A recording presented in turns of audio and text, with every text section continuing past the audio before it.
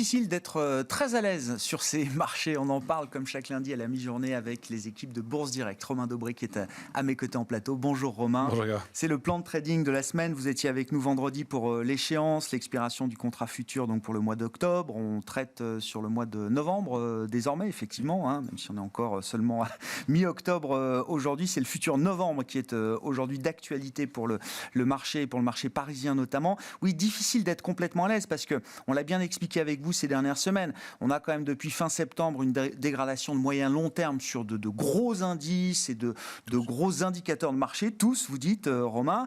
Et en même temps, sur la partie court terme, on voit qu'on peut avoir alors 2-3 jours de rallye comme en fin de semaine dernière, mais qui sont des rallyes qui ne tiennent pas forcément très longtemps. Non, effectivement, c'est d'où cette expression de rebond du chat mort qu'on connaît bien sur les marchés. Est-ce que ça va vraiment être le cas? C'est toujours à monitorer, c'est difficile de le dire, mais simplement le scénario se confirme un peu. On considérait que ce rallye, même s'il était important en taille et en puissant en mouvement, puisqu'il y a quand même 3 gaps d'affilée sur la plupart des indices. D'ailleurs, c'est toujours intéressant de constater la technicité et l'harmonie des différents indices en ce moment. C'est-à-dire que si c'est un tel rouleau compresseur si c'était un vrai rouleau compresseur, on n'aurait pas ces gaps, on n'aurait pas ces trous d'air. Pourquoi baisser pour remonter quelques jours après avec des mouvements techniques qui se suivent comme ça? Et donc, on considère qu'effectivement, ça peut toujours être des grosses mains qui ont allégé et commencé à le faire chez nous très clairement à partir de mi-août, avec le secteur du luxe sur lequel ça appuie assez fortement, et puis des rebonds qui sont alimentés par de la spéculation, des choses techniques qui se produisent, d'où ces fameux 3 gaps. On rappelle que 3 gaps d'affilée, c'est souvent gap de rupture avec une tendance, gap de continuation qui donne la moitié du parcours, et gap d'épuisement. On évoquait la possibilité d'un gap d'épuisement vendredi soir, et ça se confirme, ça se matérialise aujourd'hui, clairement. Et donc sur le S&P, sur le MSCI World, sur le Nasdaq, sur beaucoup d'indices, sur le CAC aussi, et même sur les valeurs. Donc il y a un marché très technique qui n'est pas donc pas très soutenu dans ce rebond, et c'est ce qui nous laisse sceptique, on va dire pour l'instant, pas pessimiste, on va dire, mais sceptique, avec quand même beaucoup d'éléments qui donnent des signaux de faiblesse aussi. On entame cette nouvelle échéance du mois de novembre avec peu d'intérêt. On est 100 points plus haut qu'à l'échéance de septembre. On arrive à l'échéance de septembre en commençant octobre. On est 100 points plus haut et on est pourtant avec 40 000 contrats futurs de moins sur une position globale qui est à moins de 300 000. On n'avait pas vu moins de 300 000 contrats depuis février dernier, donc c'est beaucoup. Et c'est 11% ou 12% 12% de moins que l'échéance précédente. Donc on est 100 points plus haut. 12% d'intérêts qui ont été détruits là au cours de cette dernière échéance. Dans 100 points de hausse. Alors c'est de l'intérêt spéculatif, c'est pas uniquement ça reflète pas l'ensemble du marché, mais ça donne quand même le ton. On est monté de 100 points sur destruction d'intérêts, destruction de contrats, probablement rachat de short par définition, et intérêts techniques aussi qui se sont équilibrés, mais avec diminution. Ça veut dire que même si on remonte en étant très prudent. En tout cas, en détruisant l'intérêt. Et paradoxalement, les opérateurs sont moins prudents. Alors, on a évoqué ces éléments-là. Reste quand même que, là, je parle du niveau de couverture sur le marché. On a évoqué ces éléments-là vendredi en expliquant qu'il y avait beaucoup de complaisance sur les options sur le mois de novembre. C'est souvent le cas quand une échéance redémarre. Sauf que là, on a eu des alertes baissières assez marquées récemment. Et qu'en général, dans ces cas-là, les opérateurs se couvrent à nouveau. Là, c'est pas le cas du tout. Et on est même sur des niveaux de couverture qui sont sur les niveaux actuels, j'entends, au niveau de juin dernier. Juin dernier, ça a été des niveaux qu'on n'avait pas vus depuis plus d'1 an et demi, et ça a déclenché dans le mois qui a suivi, parce que ça s'est déclenché. Une baisse marquée en juillet. Une baisse marquée en juillet, qui s'est matérialisée vraiment en août. Donc ça a mis un peu de temps à se mettre en place, mais on a un marché qui est complaisant. Alors on évoquait comme hypothèse vendredi, Romain, c'est que pour expliquer cette complaisance là sur la position ouverte, sur le ratio put-call des options, c'était que contrairement à juin, peut-être, beaucoup plus de gérants avaient fait du cash directement, d'une certaine manière. Tout à fait. Et puis, ils ont toujours de nouveaux entrants, de nouveaux portefeuilles à faire entrer. Donc, ce cash disponible rend effectivement moins nécessaire la couverture. Quand on a allégé aux alentours de 6002 et qu'on n'est pas repassé en dessous, il n'y a pas vraiment de raison de s'alerter pour les opérateurs. Et puis, on s'habitue à ces accélérations baissières et à payer les creux de marché.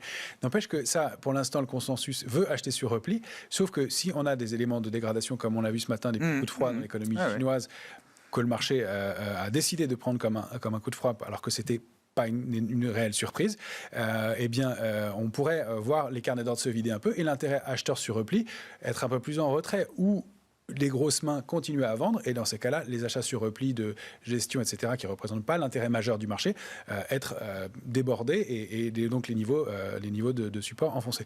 On n'en est pas là, mais on est quand même très prudent et pour l'instant, on n'a pas d'éléments. On a toujours des éléments de prudence. Il va falloir confirmer les niveaux qu'on a débordés la semaine dernière.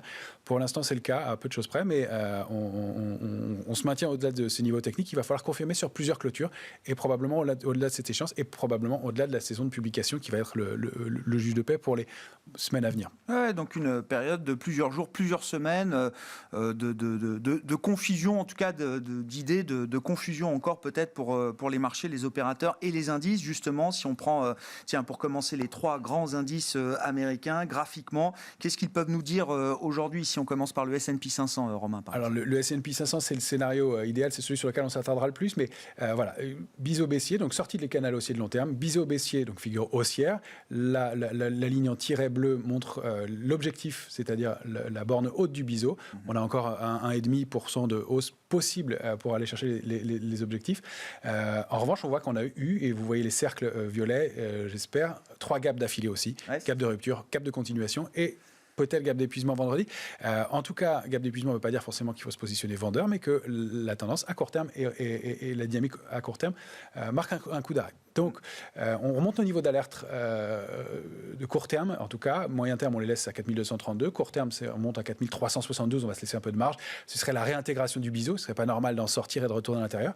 Maintenant, on a toujours cette possibilité. C'est pour ça qu'on accompagne ce mouvement haussier avec prudence, en étant couvert pour aller chercher au moins les plus hauts, 4546. C'est vraiment, si on arrive à s'installer au-dessus de 4430 durablement et d'aller dépasser, pourquoi pas, ces 4546, qu'on pourrait considérer que la tendance reprend. Pour l'instant, on est dans une zone de latéralisation au mieux. Ouais. Oui, c'est ça, quelque chose d'assez neutre en fait dans le positionnement du marché par rapport à la situation technique comme vous la lisez aujourd'hui, c'est ça. Très neutre et très technique à la fois. 3 gaps d'affilée, le marché réagit de façon technique. 3 gaps qu'on retrouve d'ailleurs aussi sur le Nasdaq. Sur le Nasdaq, c'est pour ça que je voulais vous les montrer et puis vous montrer les niveaux. Là, on a réintégré le canal haussier de long terme très, très nettement, avec du volume. On a débordé le niveau de 15 500 qui est important, puisque ça valide une possible figure de retournement haussière et donc une continuation. Il va falloir déborder 15 158 pour pouvoir reprendre un peu d'air, aller chercher déjà la résistance à 15 460 et pourquoi pas les tops, pourquoi pas le haut du canal ensuite si les résultats plaisent aux opérateurs, les rassurent et en tout cas si les perspectives rassurent, parce que je pense que c'est ça qui va être le nerf de la guerre. L'alerte de court terme, elle est à 15 594. Celle de moyen terme, elle est vraiment plus basse sur le Nasdaq. Il faudrait vraiment rompre 13 770. Mais on sait que les marchés seront relativement harmonieux. Si le Nasdaq casse l'alerte de court terme, le mouvement pourrait être un peu plus brutal. Si on regarde le Dow Jones sur une vision hebdomadaire, cette fois, qu'est-ce qu'on peut lire, Romain? Vision hebdomadaire, pour vous montrer, voilà. Le dollar, pardon. Le dollar. Là, c'est Dow Jones. Dow Jones. Oui. En effet, juste pour faire un point, parce que là, il est dans un triangle symétrique, on voit ces grandes mèches en bas du triangle, le marché a été bien repayé à chaque fois, il y a toujours cette buy the dip. Et puis, le blocage sur cette oblique que je voulais mettre en valeur pour montrer que, voilà, on n'est pas sorti du triangle symétrique sur le Dow Jones, là, c'est un peu plus mitigé, et des niveaux techniques à surveiller avec une alerte de court terme qui est placée à 34 585. On s'est bien éloigné de l'alerte de court terme, celle de moyen terme encore plus. Il va falloir repasser au-delà de 35 387 pour reprendre vraiment de l'élan. Et puis oui, effectivement, on reparle du dollar parce qu'il est peut-être temps de se réintéresser à nouveau aux devises, au forex, et l'indice dollar notamment envoie des signaux de renforcement continu depuis plusieurs semaines maintenant. Exactement, on l'a évoqué et c'était intéressant de le visualiser. Là, le dollar index se retourne, il donne une figure de retournement de long terme, on est sur un graphique hebdomadaire, avec un double appui important à 89,47 et puis la sortie d'une oblique. Alors, est-ce qu'on y voit une épaule tête avec 2 têtes et épaules inversées? Ça arrive, ça existe. En tout cas, on voit une certaine symétrie. Le franchissement d'un niveau de façon assez puissante. Pour l'instant, on bute sous 94,62. Le débordement de 94,62 ouvrait à la voie une accélération importante aux alentours de 99,10. On rappelle que la structure est inverse sur l'euro, qui représente la plus grosse pondération de l'indice dollar index, qui c'est 60% à peu près, un peu moins du dollar index. Et l'euro dollar, lui, on l'a présenté plusieurs fois déjà, forme une structure d'épaule, tête-épaule inversée. Et tant qu'on est sous un 10, le mouvement est baissier, on est largement en dessous pour l'instant, avec des cibles situées entre un 11 et un 12. Oui. Donc, un mouvement... On est entre un 15,50 et un 16. Voilà. Donc, ça montre qu'il y a encore un peu de marge éventuellement si le mouvement à la baisse se poursuit, de l'euro-dollar. Exactement, avec cette symétrie qui est assez... qui est de fait liée au dollar index, mais qui est dans une tendance nette, propre, avec un canal haussier qui s'est mis en place et des niveaux à déborder qui vont être à surveiller dans les heures à venir. Si on en vient aux indices européens, et l'Eurostoxx évidemment est l'indice emblématique des grandes valeurs de la zone euro. Que nous dit le graphique de l'Eurostoxx, Romain? Il ressemble à celui du Dow Jones. Donc vous voyez, on a cette harmonie sur le marché. Encore des mèches en bas sur une ligne de tendance haussière de long terme, de court terme, la ligne en noir, avec des rebonds. Et on est allé buter sur une résistance 4184 qui est importante, qui est le haut du triangle. Pour l'instant, on réintègre ce matin ce triangle. Il va falloir déborder ces niveaux en clôture pendant plusieurs heures pour pouvoir aller accélérer un peu et chercher des mouvements. Alors, on a pris des mouvements qui sont pour l'instant pas très amples, aux alentours de 4500 points. On a pris la petite partie du triangle, on pourrait y voir plus. Il va falloir confirmer, trouver des relais, du volume. Les volumes, il faut le rappeler, sont plus lourds dans les mouvements de baisse que dans les mouvements de rebond qu'on a connus aussi. C'est ce qui laisse dubitatif quant à la pérennité de cette accélération. Bon, et puis si on prend le CAC 40, le futur CAC, donc sur une lecture journalière, au-delà de 6655 points, donc on se situe autour de 6670 là, à la mi-journée, on est plutôt toujours quand même du bon côté à court terme. Exactement. On est sorti de notre triangle, nous. Maintenant, comme on manque de momentum en ce moment, j'ai préféré prendre une petite figure à l'intérieur du triangle qui est une séance. On peut l'avoir comme ça, ou une épaule tête épaule inversée comme on veut, mais qui est un peu moins haute, avec une cible au-delà de 6820 points. Le pullback de ce matin et le retour... le throwback de ce matin et le retour sur la ligne de 6655 sont déjà importants. Et c'est à moins qu'on retrace une grosse partie de la hausse et que surtout, après la sortie de la figure, c'est pas normal d'aller chercher 6735, qui est une résistance vraiment importante à déborder, et d'aller rebaisser autant dans la foulée. Il va falloir reconstruire et que le mouvement pour aller chercher 6820, qui n'est pas extrêmement loin, est déjà entamé. Cette figure, on ne devrait pas avoir un mouvement de throwback, donc de retour sur la ligne de coup de la figure précédente aussi important. On aurait pu progresser un peu, mais d'aller faire quasiment la moitié de l'objectif et de retracer autant, c'est signe de manque de momentum, manque d'intérêt, grande technicité, toujours avec ces mêmes gaps sur l'indice parisien.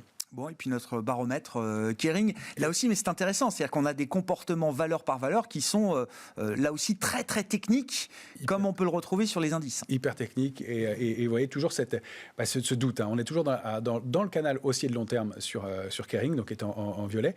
La grande tendance en bleu, c'est la baisse, l'accélération baissière de cet été qu'on a plusieurs fois évoqué, avec un petit canal à contre-tendance de rebond, et puis une accélération baissière. Un biseau qu'on avait évoqué, donc c'est pour ça que le pire n'était pas certain immédiatement, ça se confirme. Sortie du biseau, en gap, avec 3 gaps d'affilée, pour aller former vendredi soir un dernier gap et une étoile filante. Donc cette bougie seule tout en haut, qui montre bien que les acheteurs ont essayé de reprendre la main pour aller toucher le haut du canal haussier de long terme, ils n'y sont pas parvenus, ce sont les vendeurs qui ont pris la main, et là ce gap baissier aujourd'hui en ouverture avec hebdomadaire, avec du volume et une grande bougie rouge, ça forme ce qu'on appelle une étoile du soir. En haut de marché, c'est très mauvais.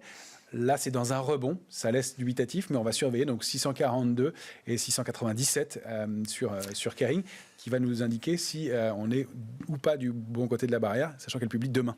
Donc ça, on va en savoir plus. Les bons résultats, on le sait, LVMH les a déjà donnés. Je ne suis pas sûr qu'on puisse avoir vraiment de très bonnes nouvelles sur Kering aujourd'hui. Il y a un risque qui est aussi asymétrique. Le risque, il est des mauvaises surprises. Ça ne veut pas dire que ce sera de mauvaises surprises demain, j'en sais rien. Mais le risque est asymétrique. Les bonnes nouvelles, on les attend. Ouais.